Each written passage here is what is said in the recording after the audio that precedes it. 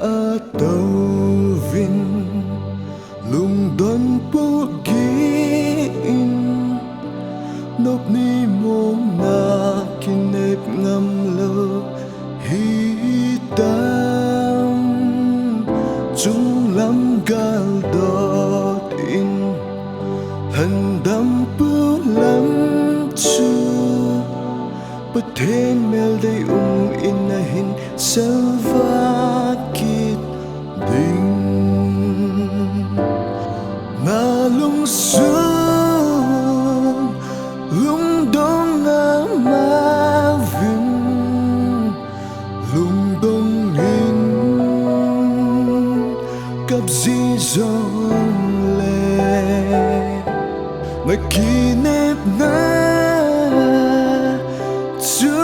mang dinh dong lệ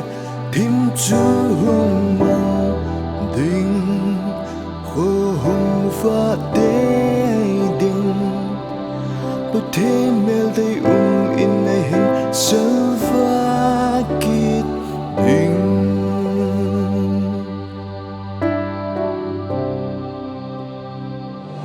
na la gao lalin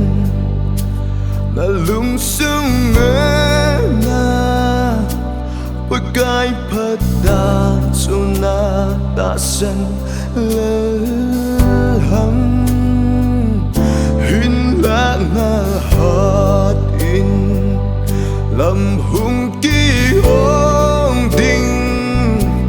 Pathen mel day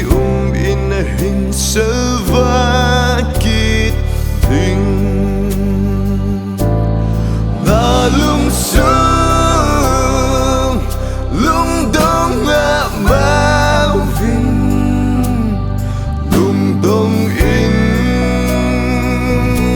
cặp di dòng lệ na kỷ nếp na chú mang dinh dòng lệ thêm chú hùng bằng đình khô hùng và đê đình Pathen mel day in a hin salva kit ding